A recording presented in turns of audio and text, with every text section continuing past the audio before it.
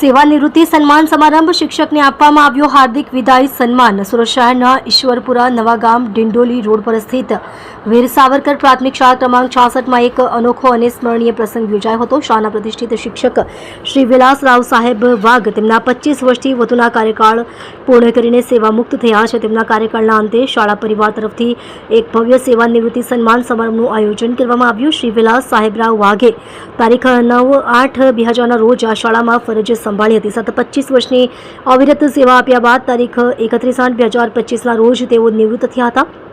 શિક્ષણ ક્ષેત્રે તેમનો અવિસ્મરણીય ફાળો રહી ચૂક્યો છે. તેમણે અનેક વિદ્યાર્થીઓના જીવનમાં જ્ઞાન, સંસ્કાર અને આત્મવિશ્વાસનું બીજ વાવ્યું છે. સમારંભમાં શાળાના શિક્ષકો, વિદ્યાર્થીઓ અને મહારાષ્ટ્ર રાજ્ય મરાઠી પત્રકાર સંઘના રવિન્દ્ર પાટીલ, ભારતીય પત્રકાર સંઘના પ્રમુખ રમઝાન મંસૂરી, સ્થાનિક આગેવાનો મોટી સંખ્યામાં ઉપસ્થિત રહ્યા હતા. સૌએ તેમને શાલ, પુષ્પગુચ્છ અને સ્મૃતિચિહ્ન ભેટ આપી તેમને અભિનંદન પાઠવ્યા હતા. મિત્રો, શિક્ષકો દ્વારા વાહ ગુરુજી વિશેષ અનુભવ શેર કરવામાં આવ્યો હતો.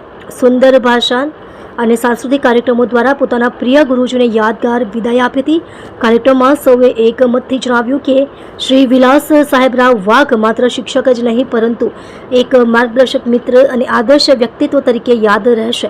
તેમની શિસ્ત, સરળતા અને નિષ્ઠા વિદ્યાર્થીઓ માટે પ્રેરણાસ્ત્રોત બની રહેશે. અંતે શાળા પરિવાર દ્વારા તેમના આરોગ્યમય, સુખમય અને આનંદમય જીવન માટે હાર્દિક શુભકામનાઓ પાઠવવામાં આવી હતી.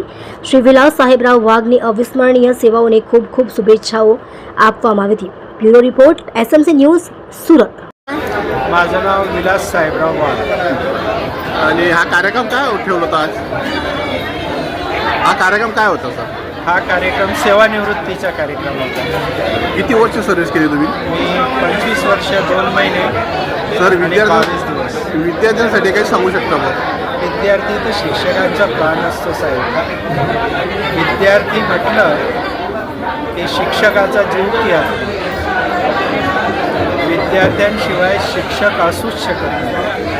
विद्यार्थी आहेत तर शिक्षक आहेत आणि शिक्षकांनी विद्यार्थ्यांना मनाने शिकवलं तर विद्यार्थ्यांकडून खूप प्रेम मिळतं. एवढं प्रेम मिळतं की ते प्रेम कोणत्याच गोष्टीशी तुलना होऊ शकत नाही, कोणाशीच तुलना होऊ शकत नाही. त्या प्रेमाची विद्यार्थ्यांना बालदेवो भव म्हटलं जातं. खरोखर विद्यार्थी हे शिक्षकांसाठी देवासारखे आहेत. एखाद्याच्या घरामध्ये 2 मुलं असतात, पण शिक्षकांचे कधी 30 मुलं, 35 मुलं, 40 मुलं. एक वेळ अशी होती, माझे तर 68, 67, 65 असे विद्यार्थी असायचे.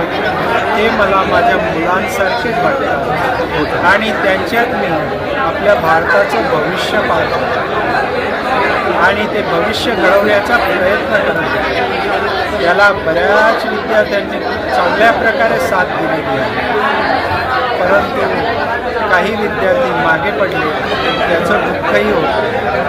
एवढंच मी सांगू शकतो. ओके, धन्यवाद सर. हो.